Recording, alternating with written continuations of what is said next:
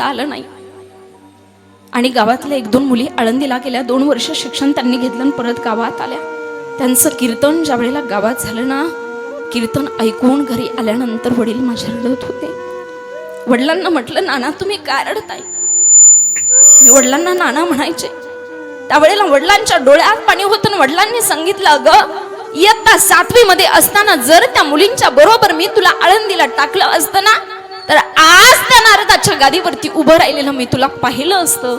एक बाप म्हणून मी कुठेतरी कमी पडलोय याचं त्यांना फार मोठं दुःख वाटत होतं आई बापांना. आणि म्हणून ज्या दिवशी माझा पाप माझ्या आयुष्यातून निघून गेला ना, मी इयत्ता 10वी मध्ये होते. बाप निघून गेला. अपघातात्मक निधन झालं वडिलांचं. आणि 10 दिवस पूर्ण झाल्याच्या नंतर दशक्रियाविधीच्या ठिकाणी पिंडदान करतात बघा. त्या पिंडदानाच्या ठिकाणी ब्राह्मण सांगतात, तुमच्या जीवनात काहीतरी संकल्प करा. किती दिवसांपुरता असतो?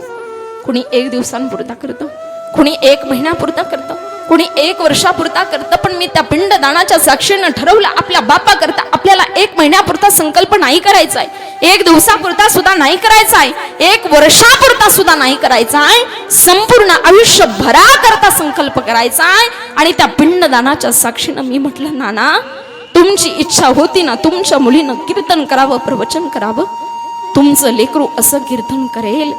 तुम्ही ज्या ठिकाणी असाल त्या ठिकाणी तुम्हाला आनंद नाव झालं.